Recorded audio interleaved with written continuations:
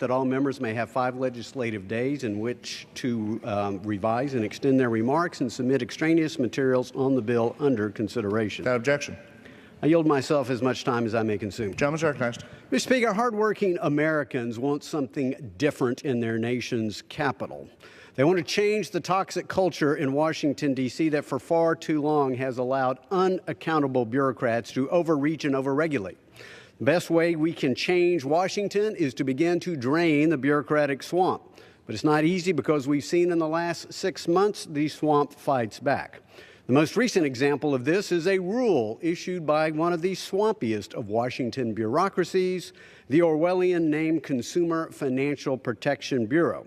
We all know that this is a rogue agency with a checkered past, chock full of rampant allegations of abuse, racial and gender discrimination, and big government nannyism, which constantly makes credit more expensive and less available to hard-working Americans. Mr. Speaker, so radical is this agency and so extreme and lacking accountability that a 3-judge panel of the D.C. Circuit Court of Appeals declared the Bureau's governing structure unconstitutional. Now this unaccountable bureaucracy has joined forces in an unholy alliance with one of the Democrat Party's favorite special interest groups, namely the trial lawyers' lobby. And this unholy alliance will specifically deprive consumers of a low-cost, easy way to resolve legal disputes that can be accomplished without hiring trial attorneys. What the Bureau and the wealthy trial lawyers want is to take away arbitration for consumers and instead force them into class action lawsuits, which just so happens to require consumers to hire the very trial lawyers who will benefit most from this rule. Americans were promised a Consumer Financial Protection Bureau, but instead they obviously got a trial lawyer enrichment bureau. And oh, by the way, the director of this swampy bureaucracy rushed this regulation onto the books because it is widely reported he is on the way out the door to run for political office in Ohio.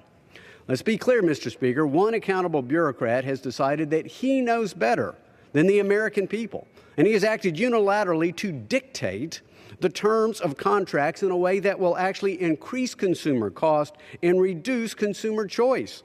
In a free and democratic society, no one unelected individual should possess this much power. And, Mr. Speaker, making consumers pay more for less is the exact opposite of consumer protection, but it's exactly what this regulation means for every American. This regulation will perpetuate a justice gap that takes away a quicker, less expensive legal option for low-income and middle-income Americans. Even the CFPB's own study says this. The Bureau's own study found that 87% of the class actions it examined resulted in no consumer benefit whatsoever. In the mere 13% that actually provided some benefit, Mr. Speaker, the average payout per consumer, $32. How much did the trial attorneys make? 31,000 times that amount. So again, Mr. Speaker, we have an average payout of $32 for the consumers, millions for the trial attorneys. So no wonder the powerful trial attorneys lobby is so eager to see this rule go into effect. The Bureau's own study also concludes that arbitration is less expensive for consumers and up to 12 times faster than litigation. Consumers who obtain relief in arbitration recovered in the CFPB study an average of $5,389. Again, Mr. Speaker, compare that to $32 the average consumer received under the CFPB study. Now, we're about to hear from some members on the other side of the aisle that somehow can support and that somehow big banks will be helped. Well, the CFPB's own study shows that not a single class action it examined, not a single one, resulted in trial by a judge or a jury. So no consumer got his or her day in court under the Bureau's preferred class actions. Instead, we know consumers are far more likely to obtain decisions on the merits in arbitration. And with this rule, we once again see our colleagues in the other party hurting small community banks and credit unions.